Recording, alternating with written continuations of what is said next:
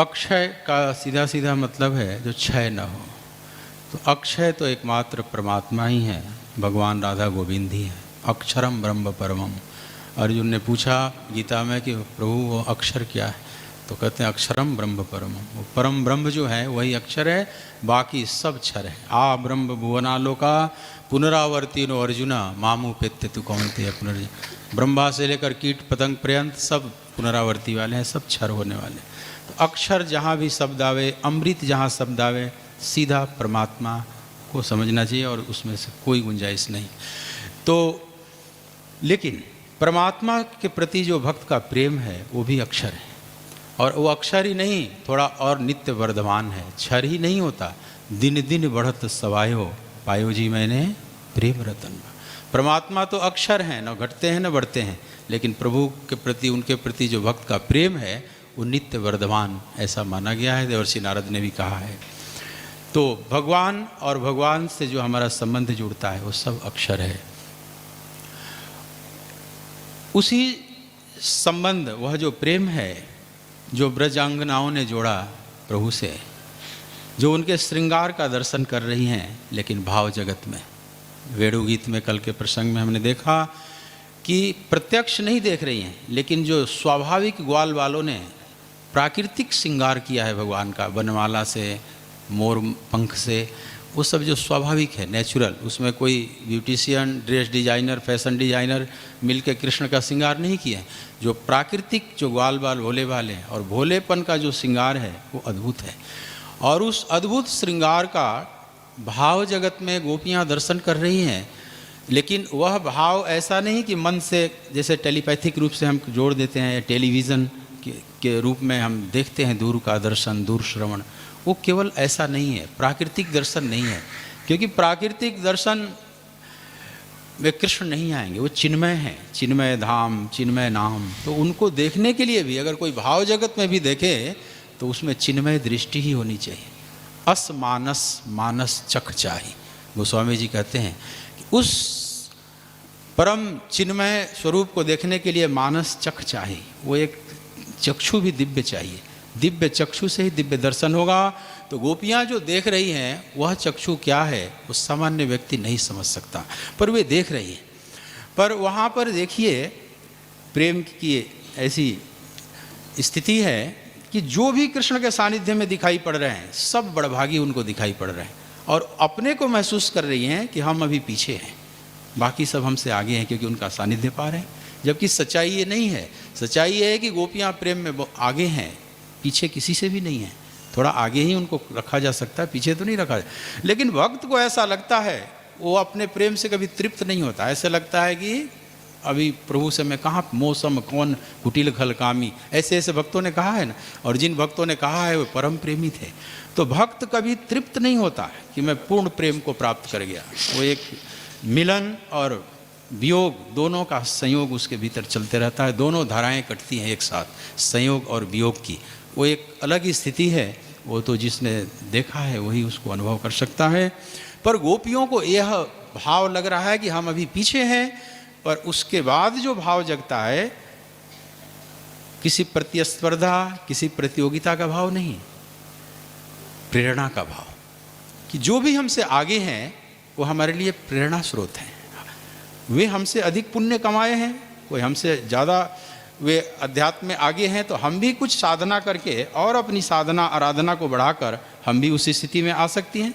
तो यहाँ भाव प्रतियोगिता का नहीं, प्रतियोगिता में एक को पीछे ढकेलना पड़ता है। जैसे कोई नंबर 1 पर है, कोई विद्यार्थी फर्स्ट कर रहा है क्लास में, और जो सेकंड है वह भी फर्स्ट करना चाहता है, तो एक ही उपाय है कि फर्स्ट वाले को सेकंड पर ढकेलें, तभी वहाँ एक ही फर्स्ट हो सकता है, वही टॉपर एक ही हो सकता है।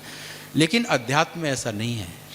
एक ही स्थिति में असंख्य भक्त, असंख्य आत्माएं उसी परम धाम में, परम स्थिति में स्थित हो सकती है। वहाँ किसी को ढकेल कर वहाँ पहुँचने की जरूरत नहीं, किसी का पाँव खींचने की जरूरत नहीं, बस प्रेरणा लेनी चाहिए। अच्छे भक्त का लक्षण है कि जो हमसे ऊपर हैं उनसे प्रेरणा लें, जो हमारे बराबर के हैं उनके प्रति मैत्री भाव, और जो हमसे पीछे हैं उनके प्रति करुणा और सहयोग का भाव होना चाहिए। ईर्ष्या, प्रतियोगिता, प्रतिस्पर्धा, ये सब सांसारिक भाव है। तो गोपियों में यहाँ सुंदर भाव दिखाई पड़ रहा है कि हमसे ये सब आगे हैं, तो हम भी अपनी आराधना को और बढ़ाएं, ये उन्होंने संकल्प लिया। और तुरंत एक शरद ऋतु में ये घटना घट रही है, लेकिन तुरंत उसके बाद आता है हेमंत ऋतु। और हेमंत ऋतु का प्रथम महीना, आचार्य कहते हैं प्रिय परीक्षित से कि राजन, हेमंते प्रथमे मासी नंद ब्रज कुमारी का चेरूर हविष्य भुंजानाम कात्यायन अर्चयन व्रतम। एक अनुष्ठान करने का संकल्प लेती हैं और बड़ी शुद्धता से कर रही हैं। चेरूर हविष्य कुल जो भी है, एक भोग लगाने के लिए कुछ बनाकर घर से लाती हैं, सादा भोजन करती है, हविष्यान का ही भोजन करती हैं 1 महीने। जो मार्गशीर्ष महीना है उसी में प्रारंभ होता है। सुबह स्नान करके जब पूर्वाकाश में लालिमा आ जाती है, उसी समय वो आ जाती हैं, थोड़ा अंधेरा रहता है, वस्त्रों को उतार कर नहाकर फिर वस्त्र को पहनकर। लेकिन पूजा किसकी कर रही है? माँ कात्यायनी की। थोड़ा यहाँ विचारणीय है, बहुत सुंदर। पाना है कृष्ण को और पूजी जा रही हैं कात्यायनी जगदम्बा। भद्रकाली समान अर्चा, या उन्हीं को भद्रकाली भी वहाँ शब्द प्रयोग किया गया है। देखिए, जो भी परम पति के रूप में पाना चाहा है, सब जगदम्बा के पास जाते हैं, चाहे वो सीता जी हों, चाहे वो रुक्मिणी जी हों। नमस्ते त्वाम्बिके भिक्षणम कहती है ना, तो सभी। और गोपियाँ भी उसी परंपरा के अनुसार माँ पार्वती के पास जाती हैं और उनका बालुका का इकट्ठा करके उनका विग्रह मान लेती हैं, उसी में प्राण प्रतिष्ठा कर देती है। और जो भी पूजन सा उसमें पुष्प माला इत्यादि भोग, राग भोग, धूप दीप सब करके और निश्चल भाव से प्रार्थना करती है। कात्यायनी महामाये महायोगिन्यधीश्वरी नंद गोपसुतम देवी पति में कुरुते नमः। हे महामाता, हे महायोगेश्वरी माँ, आप हम पर प्रसन्न हुई और हमें वरदान दीजिए। और वरदान सीधा मांग लेती है, नंद गोप सुतम, नंद गोप के जो पुत्र हैं, मतलब जो नंदलाल हैं, मुझे पति रूप में प्राप्त हो। सीधा जानकी ने भी मांगा है। माँ जानकी ने जब पुष्प वाटिका में देखा और तुरंत जगदम्बा के मंदिर में जाती हैं और जय जय गिरिवर राज किशोरी लगी स्तुति करने। लेकिन वो विदुषी हैं तो थोड़े बातों को छुपा कर कि मोर मनोरथ जानहु नीके बसहूँ सदा उरपुरुष, बात कह नहीं पा रही हैं कि मैं क्या चाहती हूँ। लेकिन माँ, तुम तो सब जानती हो, सबके हृदय रूपी घर में निवास करती हो। अब वो महाराज जनक की कन्या बड़ी विद्वान है तो थोड़ा सा घुमा के बोल रही हैं, लेकिन गोपियाँ सीधी नंद गोप सुतम देवी पति में कुर्द। पर वहाँ भी जगदम्बा ने इशारे में ही बोला, मन जा ही राचे मिलहि सोबर सहज सुंदर साव। जिसको तुमने मन में धारण कर रखा वही मिलेंगे। तो जैसा उन्होंने घुमा के पूछा, घुमा कर ही उत्तर भी दिया है। और यहाँ पर गोपियाँ सीधी बात अपनी रख देती हैं और जगदम्बा प्रसन्न भी हो जाती हैं और उनको मिल भी जाते हैं प्रभु।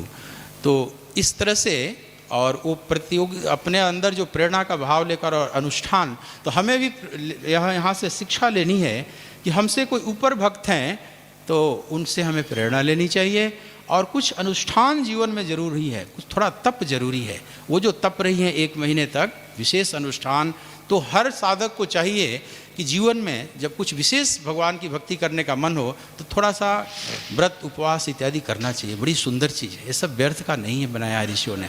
कुछ किसी नियम में बंध कर आप किसी चीज़ को प्राप्त करने के लिए चलते हैं तो ज़्यादा सफल होता है, फलीभूत होता है। तो हम भी कभी कभी नियम में अपने को बांधना चाहिए। मान लीजिए सब व्रत बनाए गए हैं, कुल एकादशी वगैरह, तो कुल वैसे व्यर्थ नहीं बनाया गया है। कभी कभी संकल्पित होकर उसको करना चाहिए, वो सब बड़ा जीवन में परिणाम लाता है। ये तो गोपियों के जीवन में परिणाम आया और गोपियाँ धन्य हो जाती है। आप सभी कथाएँ जानते हैं, चूँकि समय पूरा हो रहा है। तो इन्हीं शब्दों के साथ और पुनः पुनः आप सभी को भगवान राधा गोविंद देव के 12 प्राकट्य उत्सव, जिसके हम लोग शुरू से ही साक्षी बनते चले आ रहे हैं, उनके इस प्राकट्य उत्सव की बहुत बहुत शुभकामना, बहुत बहुत मंगल कामना। बोलिए श्री राधा गोविंद भगवान की जय।